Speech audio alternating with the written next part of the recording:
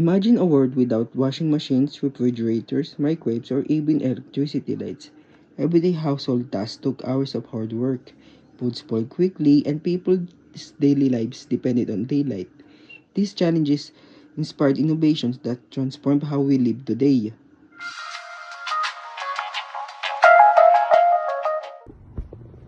The first major breakthrough was the electric light bulb, introduced in 1879 and widely used in the early 90s. It replaced unsafe oil lamps, extended the working day, improved safety, and changed how people lived, worked, and studied.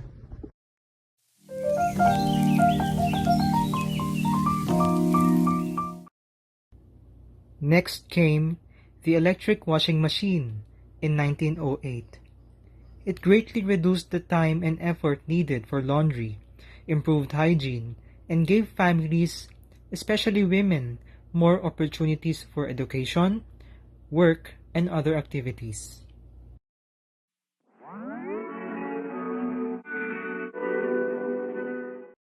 The household refrigerator, developed between 1930 and the 1930s, solved the problem of food spoilage.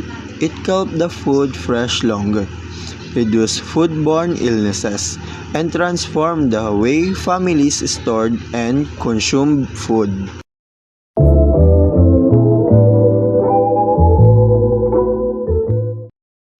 In 1945, the microwave oven was discovered through radar technology developed during World War II.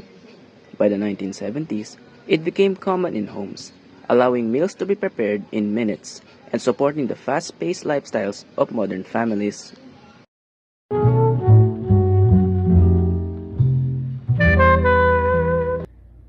The invention of television in 1927, which became popular during the 1950s, changed entertainment forever.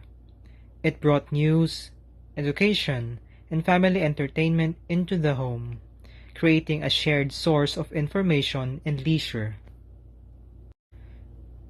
Today, smart home technology and robot vacuum cleaners continue this evolution. Using automation and artificial intelligence, these technologies make homes more efficient, convenient, and comfortable while reducing the need for manual labor.